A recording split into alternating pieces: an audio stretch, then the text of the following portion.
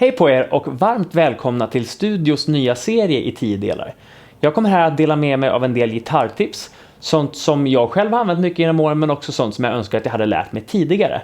Den riktar sig såklart till er gitarrister som har spelat några år, för det krävs en del förkunskaper. Men också till er som spelar ett annat instrument på professionell nivå kanske och har gitarr som biinstrument. En del grundläggande förkunskaper i musikteori kan också vara till nytta. I det här första avsnittet så ska jag gå igenom hur man kan använda en konstant toppton över en hel ackordsföljd. Och därmed få lite olika voicings. Och jag kommer visa det här genom att använda dels grundtonen i tonarten på toppen, men också ett exempel där kvinten från tonarten ligger på toppen.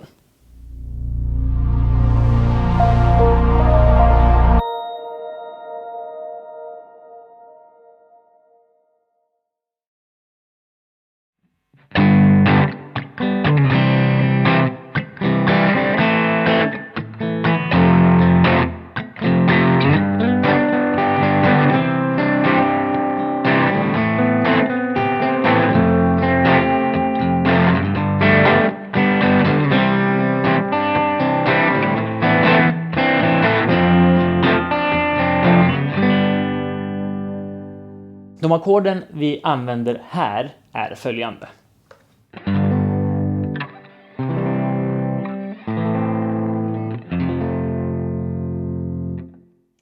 Jag har valt att ha med F där för att ha ett ackord som är lite utanför tonarten, som alltså då är G-dur.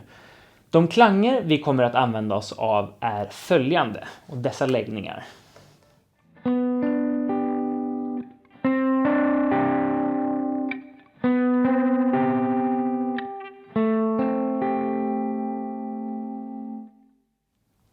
Det vi gör här är att vi börjar med ett G-dur i tersläge, alltså en vanlig treklang.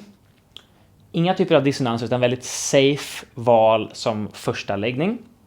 Sen tar vi ett C-Add-9, ett C-Sus-2.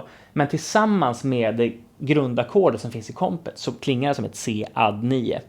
Då får vi en liten dissonans där mellan grundton och sekund.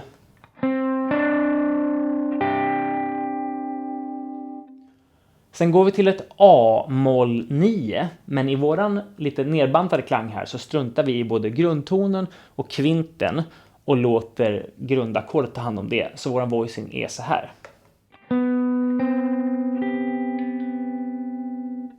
Med en halvtonsdissonans där mellan sekunden och tersen. Sen går vi ner till ett F-Add-9 men låter kompet hand om grundtonen, så har vi denna klang.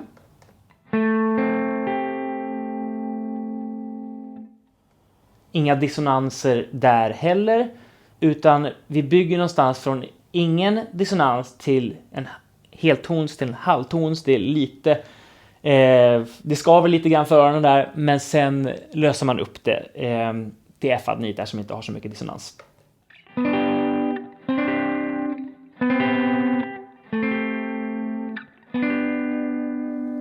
Och alla ackord då har grundtonen i tonarten, tonen G på toppen.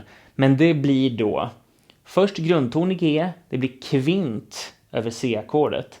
Vi använder som en 7 över A-moll och sen som en 9 över F-Add-9.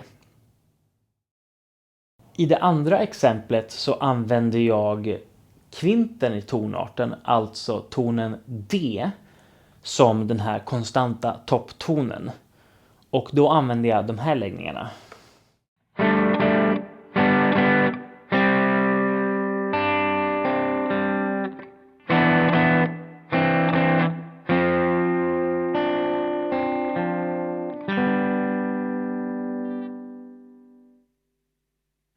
Och det vi gör här då är att vi först spelar ett G-Sus-2 som löser upp sig till ett G-dur i grundläge. Sen går vi till ett C-Sus-2 som då tillsammans med kompet i bakgrunden återigen blir ett C-Add-9. Den här gången använder vi C-ackordet i kvintläge. Över A-mollet gör vi en liten specialare där vi har både sekunden och kvarten, eller som man skulle kunna kalla det 9 och 11 med till en början tillsammans med kvinten. Men sekunden löser upp sig till tersen. Och då har vi någon typ av A-moll 11, eller A-moll add 11 snarare, ackord. Tillsammans med grundklangen där. Sen landar vi ett F6. Där vi inte har någon ters med. Som sen löser upp sig till en G-dur-klang. Det vi gör här är mellan G1 och C sus2 så har vi en halvtonsrörelse på G-strängen. Och mellan A-moll 11 och F6-ackordet så har vi en halvtonsrörelse på D-strängen. Så här.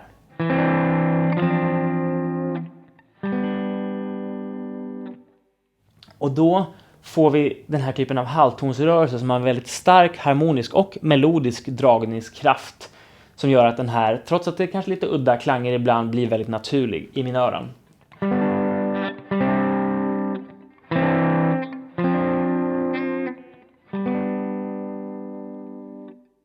Hoppas att ni tyckte det här var intressant och förhoppningsvis användbart i ert eget musicerande.